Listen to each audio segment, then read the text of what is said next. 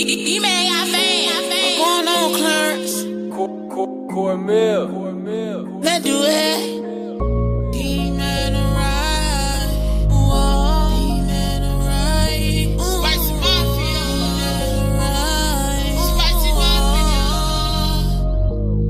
You gotta keep it spicy. If you see a queen, you better wife it.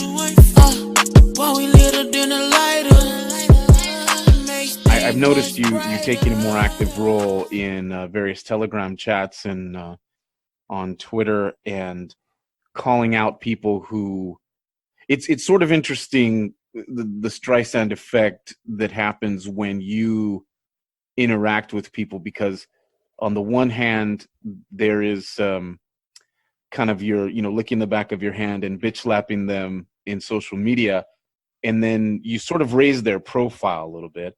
And it's always difficult. So I try to do that.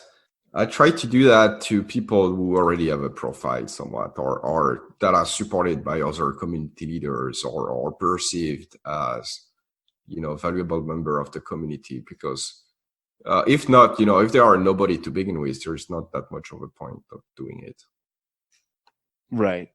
And I'm speaking here of Steve Patterson, who again, maybe now I'm falling for it. So not only did I bring up OKCoin, but now I'm giving more attention to Steve Patterson. But the thing is, Steve Patterson has been promoted by Roger recently, and so as a result, he's been on the forefront very much.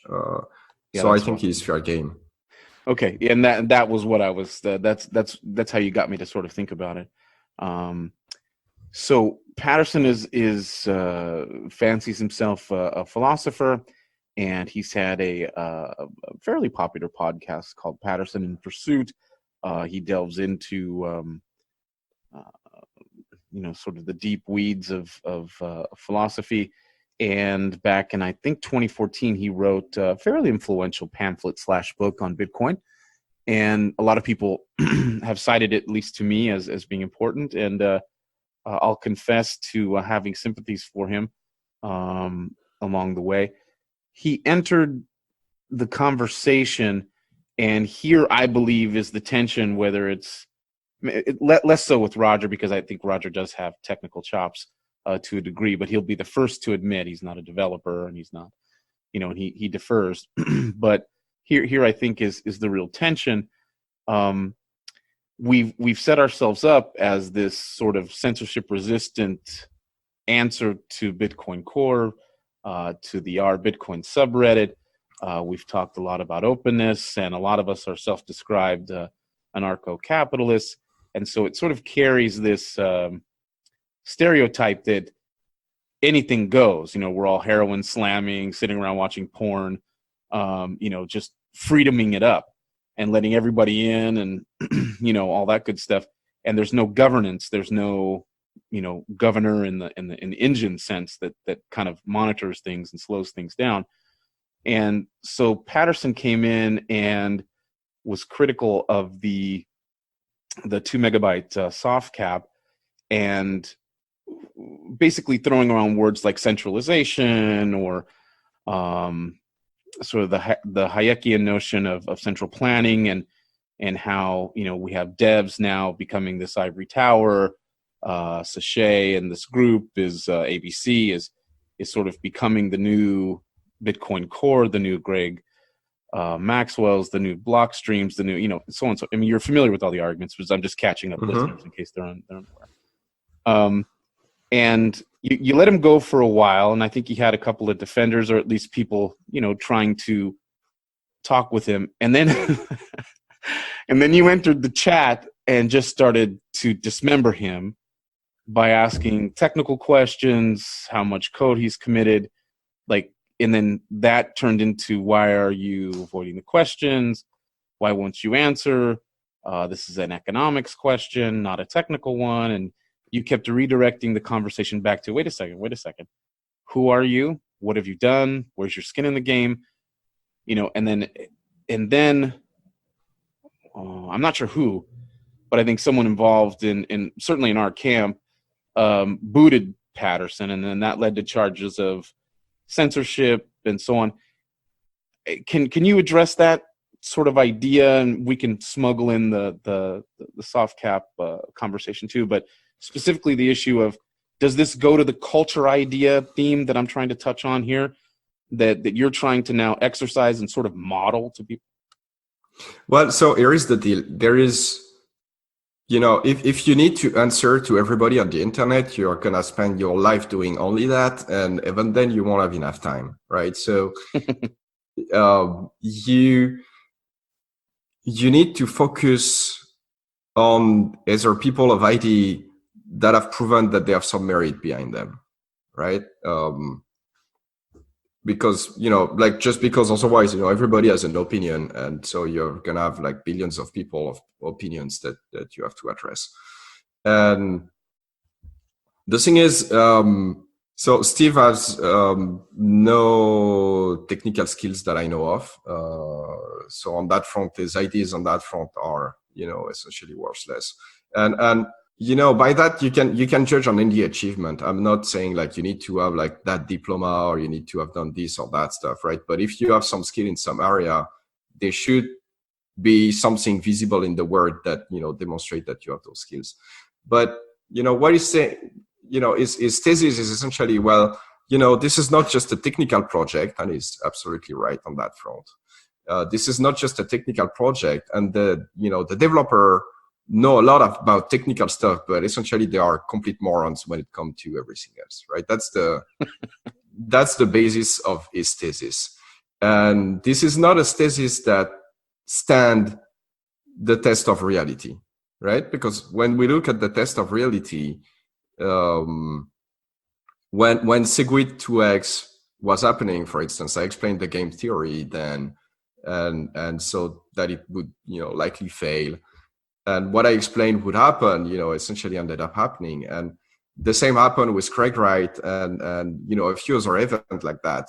But on the other hand, Steve Patterson was unable to, produce any coherent mental model of the situation that would predict all of those events. So clearly, also on that front, it doesn't have, demonstrable skills of understanding what's going on and what is the dynamic of the space and the different actors and their incentives and the whole game theory behind it. It clearly has not demonstrated any, any knowledge or any skills that would say that, he has, something especially interesting to present on that front. So, because of that, is essentially like not worth addressing on that level. And right, it's just like the drunk guy in the pub that is talking about what you need to do to fix the economy, right? Is right. Mm-hmm. That's what it is. And if our community want to put those kind of people forward, then it's gonna get what it values, and and so if it values those kind of people, then this is what it's gonna get. Yeah, and I think the charges of censorship are interesting. I mean, because censorship, some people believe, is just the government preventing them from speaking in some sort of legal sense, but we've expanded that as the BCH community, and I don't pretend to speak for it, so I could be wrong here, but the perception is our outward perception, sort of default perception that we leave with people, is that we're the open ones. We're the ones who will take on all comers. Is there a danger of falling into the trap? So because Amaury comes from Mount High and he's got all this this clout and the street cred in the BCH community, and he comes in and he basically he gives the imprimatur that Patterson is incorrect and a heretic and should be shunned. Is there a danger that our community becomes kind of that which it professed to hate? Well, if what's happening is, Amaury said this guy is bad, therefore this guy is bad, and we're kicking him out, then this is definitively not where we want to go. That would be, that would be a bit of a problem. But if we consider that this guy is wasting everybody's time, essentially, because he wants to be taken seriously in area where it has not demonstrated any, value added, essentially, then it's okay, right? Because if you don't act when this kind of stuff happen, then you're gonna accumulate more and more people that waste everybody's time, and quickly enough. And this has been happening cyclically in the BCH space, actually. Like every time you have a space where people are active, because we are not being very willing to, keep those space with a high signal to noise ratio, then what's been happening is that people that are actually valuable end up leaving because there is just too much noise there. And so you have another space that's formed, but this other space, share the same, immune system problem. And so a bunch of people that are very noisy come, and so you see the space moving again and again. And I think this is a pretty bad dynamic. And I think this is okay. I don't subscribe to this whole censorship the way a good chunk of the community is seeing it.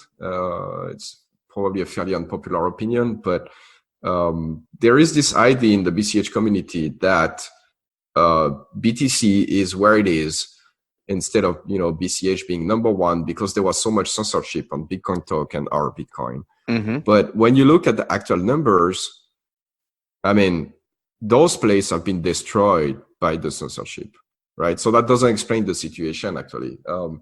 Bitcoin Talk, the frequentation of Bitcoin Talk is a fraction of what it used to be. And our Bitcoin has not, grown any significantly. Right? Like right now, it's about the same size as our BTC or slightly bigger, but not that much bigger. It used to be the place where all discussion Bitcoin related happen on our Bitcoin or Bitcoin Talk forum. And now none of it is happening there, right? So they destroy their own community with very bad moderation policies. So it doesn't fit the narrative that, they were able to establish, some very strong position because of that censorship. And I think by being too open, like it's, the line between the two is fine, right? But I think there is a line between censorship and moderation, and I think we've gone to a point where it's very difficult to have any kind of moderation, and this is detrimental to any social space within BCH. Yeah, and I wanted to. I'm glad you said all that. I think it's going to help some people sort it out. Maybe not. Maybe it just leads to more controversy. But I think the point there is well taken. Whether people agree or not, ultimately, I like that you didn't have a problem addressing it. So, kind of lastly, on sort of the Séchetization of Bitcoin Cash, and as you're coming into more of a public figure, and you're starting to be more direct, and you're challenging. Sort of all of our sacred cows, including my employer, and you're essentially trying to model again this, which I'll link to in the show notes. This presentation you gave on the importance of culture. You're trying to direct the conversation. I think sort of the last worry on this scale. That I want to convey to you is that as everybody was heading to Townsville, everybody was going to Australia, I made the crack, and I was half joking, but it was taken seriously amongst our editorial staff. I was like, hey, what happens if I don't know, like Séchet's on a plane with all the developers and stuff, and it lands in the freaking South China Sea, or in crashes into a Bitcoin Cash city. I mean, is that the end of Bitcoin Cash? So I think the question and the criticism that is being levied now is that basically the Bitcoin Cash community either gets behind Amaury Séchet or it gets out of Bitcoin Cash. Yeah, I didn't ask a question, did I? Yeah. Some podcaster I am. So anyway, so here's I'll just completely bitch out here. I'll be a wimp. What's your comment to that? Yeah, so the comment to that is that it's definitively a concern, but the action that have been taken to try to address that concern actually have made things worse, I think, because what has been happening, and it's been happening since the very early days, is that the idea was to dogpile on ABC and on myself to kind of reduce the influence of ABC on myself on the project. But this is not what happened in practice when you do that. What happened in practice when you do that is that you create a conflict, and one of the two parties is going to be victorious in that conflict, and the other party is going to lose influence in the project. And so what has been happening is that you have those other party that think that maybe ABC has too much influence, and so they start fighting it. And so first, it's very negative for the project, but second, what ends up happening is that they reduce their own influence within the space, and so they make the problem that they set themselves to address even worse. So if I'm understanding, because I think this is actually a really, really interesting point that you're making.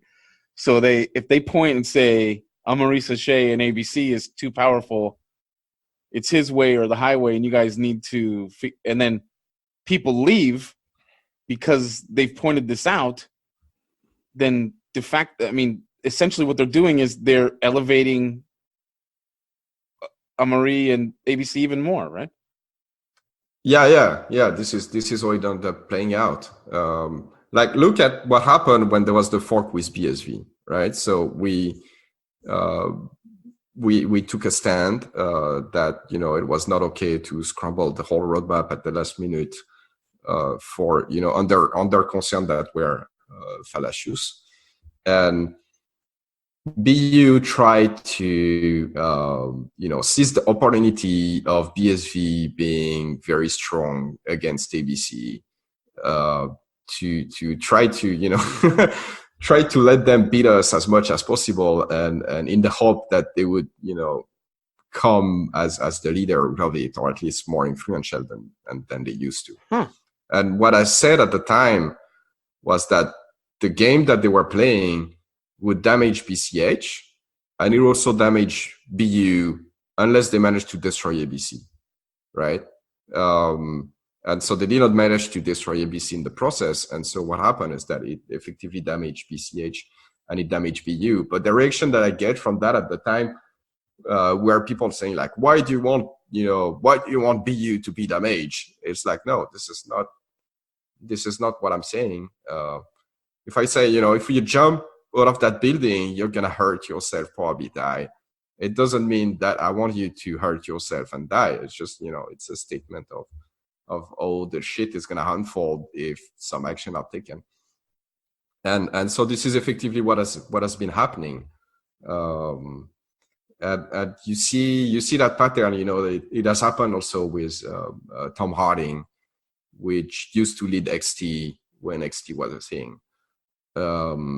And he created that project called NABC, which was, a complete rejection of what we were doing. Essentially, this project never went anywhere. It's completely dead in the water. But, as a result, completely remove the people that took part into this into any kind of position of influence within the project. And now some of them are gone. Some of them are trying to claw their way back in. But the end result, because we were talking about centralized things are, the end result of that is that it makes the project more centralized and it makes the project weaker. I feel so dumb. This is the first time I've literally ever thought of that. Well, I don't know. It doesn't it seems like it's not of use to a lot of people, because when I mention this kind of stuff, quite often people completely miss it and confuse that for a statement of what I wish would happen or something like that. But this is actually how the game theory plays out. But if you look at what some other project I've been doing, Like look at, Mark Ludenberg, for instance. He's done a lot of work for Electron Cash, and he ended up designing most of what is going into the next upgrade. And it ended up being different from what I had in mind. I talked to him, and I went to him, and I was like, I think it should be done this and that way. And he took that and he went to talk with other people, and he came back with a solution that was different. And at the beginning I was like, yeah, I don't know, it seems weird and stuff, but thinking it through and thinking about all the consequences of both solution, the solution he came up with was clearly superior. And so this is what is happening. And you're saying what, so because I don't want that point to get lost. So regarding which was going to be my next segue here into the November upgrade, you're saying that independent dev Mark Lundeberg had an idea and you were skeptical and you gave some suggestions. He went out and sort of got other opinions and other ideas, and then came back and you were still kind of uneasy about it. And then as he fleshed it out, you're saying it's clearly superior. Yeah, it turned out to be better at the end. So I had no choice but to cave in and okay. Go along with that. So this kind of more cooperative approach is going to allow people to carve themselves more of an influence within the project, and as they get more influence, they can direct the direction of the project better. And this is how things get more decentralized. Yeah, that is again. I feel really stupid not having thought that through. So that's super interesting, and I wonder if I can sort of hypnotize any influencers out there that are thinking about working with Amaury and Bitcoin ABC. Just stay with the prickliness. Like stay with him. Like keep challenging him and. And make good points and, come at him hard. He doesn't suffer fools. So, come at him, have your stuff ready and, get him to cave in like Lundy did. So I think that's a real important lesson. But it's not the only case, actually. It happened many times, right? So Check Data Sig was also one such example where so at the beginning, Andrew Stone came up with this idea that was, I think, DataSig Verify or something like that. And it seemed like a good idea, but the way it was done was not very good, I'd say, like the implementation detail. And, the devil is often in the detail.